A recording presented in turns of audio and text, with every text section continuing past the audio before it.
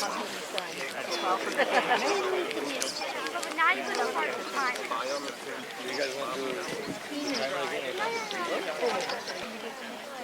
ladies and gentlemen, welcome to Fort George National Historic Site and to our final battle of our Brigade Napoleon weekend. My name is Daryl Learn, and I have with me Surgeon Scott Finley, representing of the 41st, and the two of us are going to be doing a little bit of color commentary, answering the sort of questions that we're constantly asked about battles like this, and giving you a little bit of info. To recap, if you weren't here yesterday, we did two other engagements in which the British probed the enemy defenses, and it kind of ended in a draw with the British withdrawing, and the British attempted an assault against a supposed breach, which they were repulsed. Now, I know some of you are thinking, well, British and French, did they fight here 200 years ago? And they didn't. But we're going to ask you to suspend your disbelief and just pretend you're in a spot of Spain. I know the culinary experience is not nearly as nice here. No offense to the town of Niagara-on-the-Lake. They're decent, but they ain't Spain. And but I'm sure we can all pretend for a little bit here.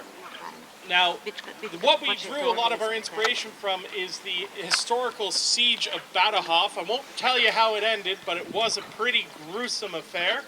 And in just a few moments, it will get started. But if you look across, you'll see some of the French lined up, watching their walls, milling about. The French and their allies, I should say their allies, because the French drew from all over Europe, from their various allies and subjugated states. There are, in their ranks, there's Bavarians, there were also Poles, all sorts of different Germans, Italians, Spaniards as well. And they drew from anybody they possibly could. 22 years of war is going to make you draw from anybody, really, at that point. And the French, during the fighting in Spain, they relied heavily on their fortified locations, mostly because the local population didn't care for them. The overthrow of their leader, their kings, I say kings because they overthrew two in order to put Napoleon's brother on the throne. The things you do for family, eh? And, well, the country wasn't too happy, to the point that there's even record of units made up of priests hitting the battlefield, Spanish priests in their brown robes hitting the field.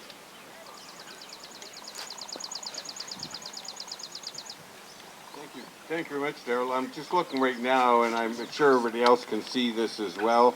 You've got that very strong line that the French have set up there against the palisade. Obviously, they are anticipating that the British are going to be coming from the other side of that wall. And as they learned their lesson yesterday, if you have a fortified position, you really do control the battle. And that's what happened with our second battle yesterday, when the British tried to storm a palisade filled with French soldiers, and it quickly turned against them. And it was far more of the British soldiers that were taken off the field, either injured or killed. As you can see, they've thought this out very, very carefully, so that if there is some sort of frontal attack, they are prepared to do what they can to put it back. If you notice as well, ladies and gentlemen, there's a number of different uniforms on the French side, and this is reflective of all of the various locations that Napoleon Bonaparte undertook to control and became part of that greater French, what would you call it, super state almost? An empire indeed, right. And so that when you look at some of these uniforms, they would be certainly foreign to us. Can you give us a rundown, some of them, Daryl?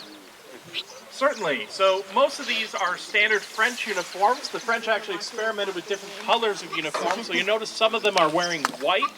The white uniform was actually harkening back to the old monarchical uniforms, and they were very unpopular, as they were very difficult to keep complete on the march. Oh. Whoa. And the artillery is opened up. During the defense of a fort, artillery is going to be your sledgehammer to break up the enemy.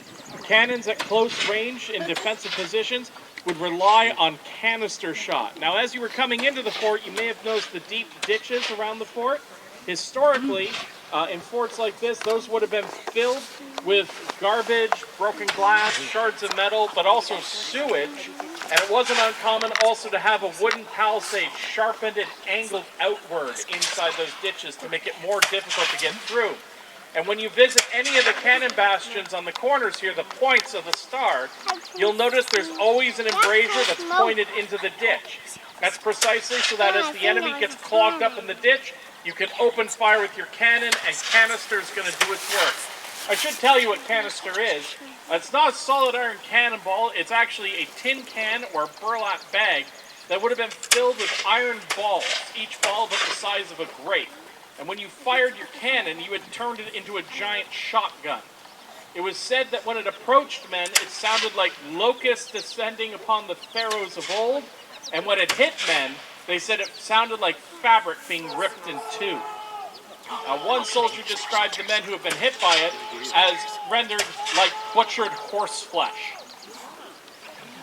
Nice. Now you do hear a bit of shouting over there because during an assault, the most important way to get into a star fort or Vauban, you can see out there some of the British have gotten over the wall, and that is to attack one point and overwhelm it, and it opens up into the entire fort. So we can see some of the British light troops, 95th Riflemen, are moving out onto the field behind the French positions. Now this is the danger of overwhelming that point, is suddenly all of the other defensive positions, their backs are wide open. So the troops have to quickly respond against them. And the rifles are extremely dangerous because while most muskets in this time period were smoothbore, meaning at 100 yards, your margin of error is about 9 feet in any direction, the rifles have that rifling groove, meaning they can hit targets at much greater ranges. The longest confirmed kill with a Baker rifle, which is what they'd be carrying, was 440 yards. Oh, now we've got the Highlanders and some of the other British light troops attacking on the left here. Now, British light troops were trained to kind of spread out and form little pairs, and then they pepper away at the enemy. The French had troops like this as well, but they called them voltigeurs, from the same root word as vault or to jump.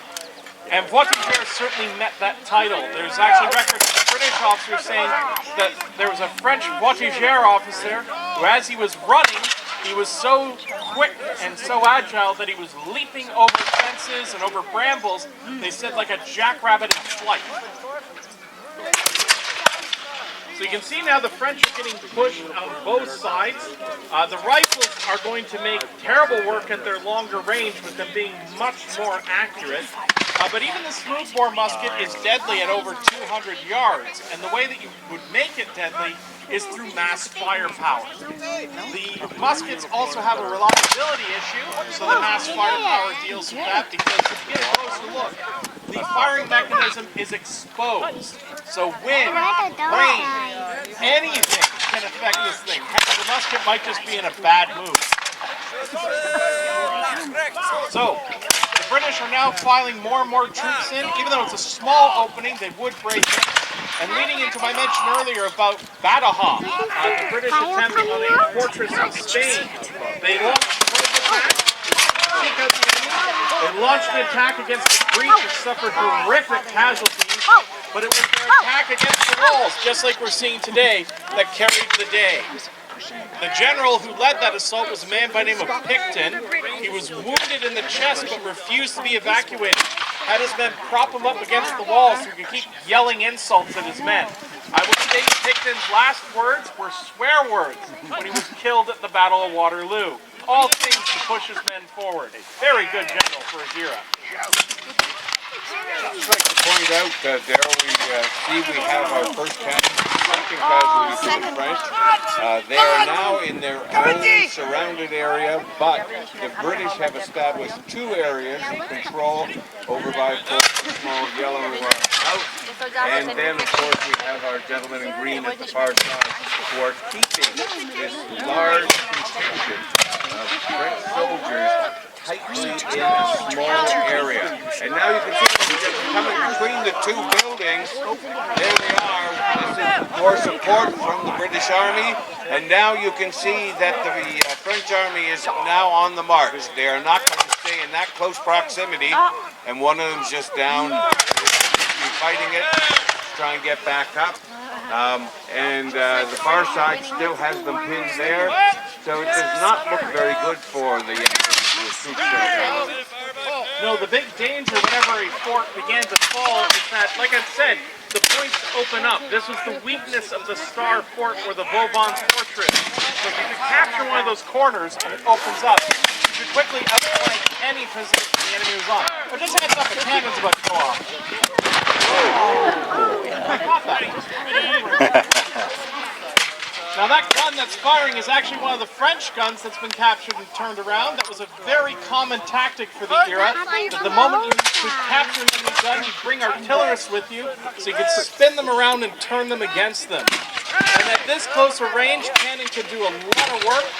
If you want to see a spot where it was really gruesome work, if you visit Fort Erie, during the British assault there in 1814, the British and the Americans fought an artillery duel inside the fort at a distance of less than 60 yards apart. You can imagine what the cannons are doing in that range. Just for reference, they did know that a light gun like this one up here, at a range of 400 yards, could cleave through as many as 14 adult males. If any of you want to know how they figured that out, ask me after. And more of the British are pouring in. Now I mentioned the French, how international they were. They weren't just French. The British were an extremely international force as well. They relied heavily on the Spanish allies and their Portuguese allies. But it's interesting to note that only 40% of the British army were British. They drew from their colonies. They had foreign regiments, and including the King's German Legion, Sicilian regiments, and even Swiss regiments. One of the Swiss regiments actually served here in 1814. But Swiss is a misnomer. Their officers were Swiss, but the men were from all over. And the French are getting cut up here. Like I said, this is the danger, being out in the open. And the muskets, they do terrible work on a person's body, and the surgeon is going to have to work quickly on them. This is why surgeons in the era were not like we would expect today. We're expecting a more wizened hand to do surgery on us, and that's because they knock us out. 200 years ago, your surgeon, you wanted a young and very fast surgeon. A good surgeon should be able to completely amputate a limb in less than 2 minutes in this time period. A surgeon by the name of Dunlop, who actually was performing surgeries here in 1814, he noted that he could save arms and legs, but it was far quicker to just amputate and make a simple wound out of a complex one. Go! Now the British, they're breaking up into squads like you're seeing out here, because as I mentioned, the muskets have their many detractions and mass firepower is important. The one problem is being muzzle loaders, they take as long as 15 seconds to load. So you don't want everybody to shoot at the same time, because then you're vulnerable for a brief while. Rolling volleys are far more appreciated, so you'll notice as they go down the line, each group will fire as the others are reloading, ensuring that at least somebody's loaded and an almost constant stream of fire can be sent across the battlefield.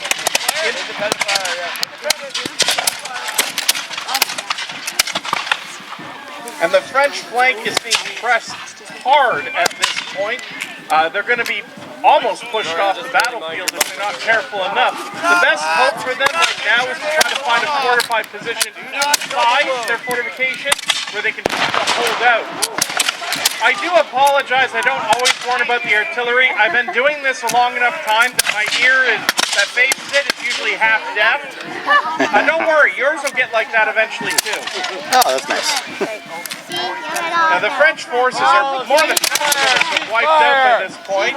Oh, and the French are doing the most sensible thing you can do in the midst of a slaughter, and that's attempt surrender. During the siege of Badajoz, the French attempted to surrender on multiple occasions. But the problem is that during a siege, the men often get pent up. They see a lot of their comrades die, and revenge becomes on their mind. So you have to be very careful. So we'll see who decides to step out, and it appears a group of officers are coming out. It's interesting in this time period for how brutal it was and how nasty it could be, how often the officers would kind of degrade into almost civilized manners when dealing with one another. It wasn't uncommon either for captured officers to sometimes be treated to dinner by their captors. Okay, light company, to the left, close. Reform 2 ranks. Close left. And the British have accepted the sword of their French opponent, and they've returned it, which is an extremely gracious thing to do. Accepting the sword means you accept their surrender. Giving it back means that you believe that they have fought honorably and they deserve that. So we do have to appreciate them for that. But as the battle has come to a close, it is a tradition amongst the reenactors, who are historians who have invested a huge amount of time, effort, and energy, as well as money, into this hobby. They recognize that what they're representing is people fighting and people dying, and it is a tradition of theirs that at the conclusion of engagements, the playing of a lament. So we ask that during the lament, you please remain silent and remove your caps if you can.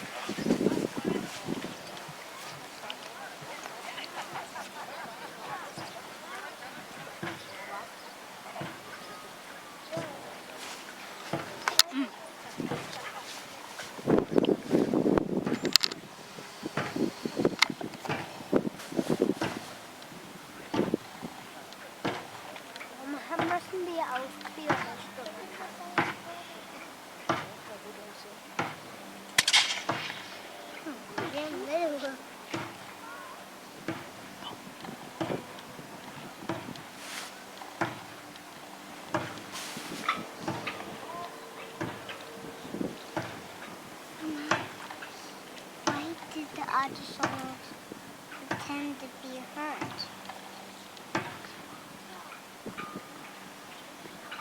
Battalion! Move! Act!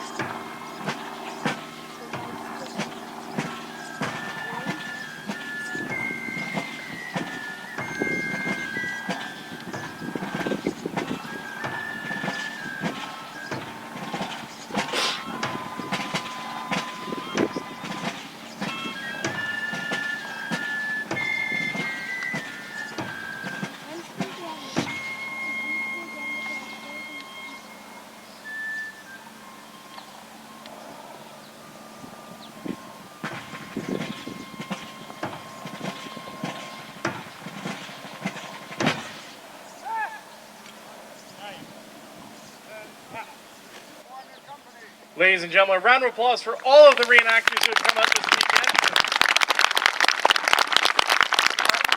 They do an excellent job for us, and they do it all for just lunch, basically, but also because of their passion for this. Now, as you are going about the fort, feel free, if you have any questions, to ask some of the reenactors. They put a lot of work in. I'm sure they'd like to brag a bit about it. But just like your hobbies, when you spend a lot of time, a lot of money, and a lot of work on something, you don't like when other people reach out and touch it without asking first. So if there's something you'd like to get a closer look at, make sure you ask someone first. And if you see a closed tent, don't look inside. They're living there for the weekend. You do not want to have memories you can't get rid of. But ladies and gentlemen, as you are going about, there's still plenty going on. We ask that you please stick to the paths. The fields are going to be cleared just in case there's anything dangerous out there. We do not want anybody getting injured or killed. It's 1 page of paperwork if you were injured, 7 pages if you were killed, and like I said, we hate paperwork. And if you enjoyed what's going on here, it's a great resource to us that you let us know how much you enjoyed it. But more importantly, we want you to make sure our bosses know about it as well. And one of the best ways to do that is to leave reviews on things like Google reviews or TripAdvisor. Especially post-COVID, there are a lot of people questioning how much they want to do this. We want to make sure we can keep doing it every year. So the best way to do that is to make sure everybody knows how much you appreciate it. So other than that, on behalf of myself and on behalf of Fort George, a National Historic Site, I'd like to thank you all so much for coming out. Enjoy the rest of the day and have a great day.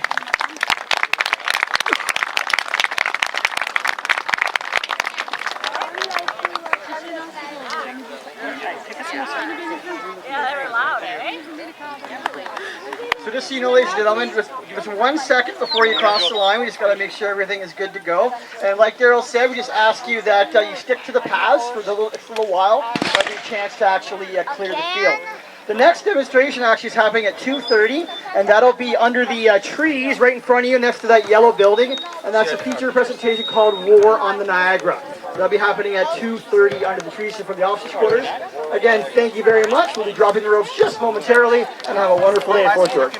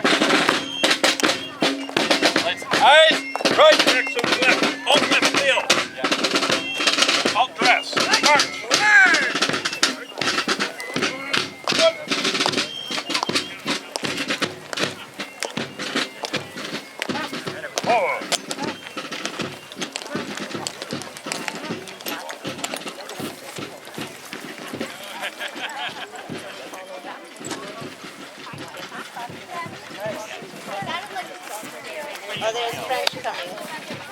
French are coming.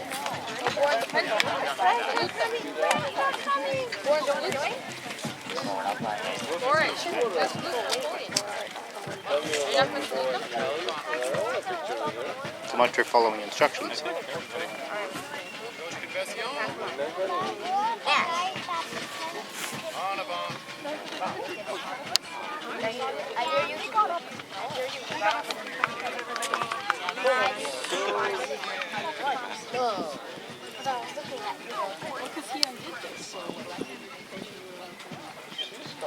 You're part of the ritual. Oh, good. Let's go look for a grenade.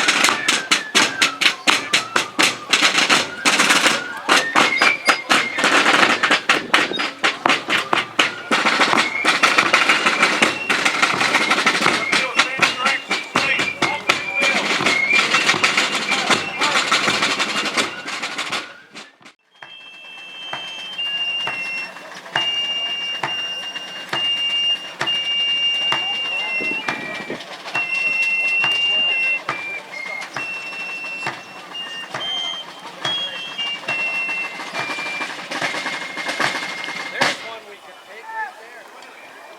She belongs in the army. She even says so.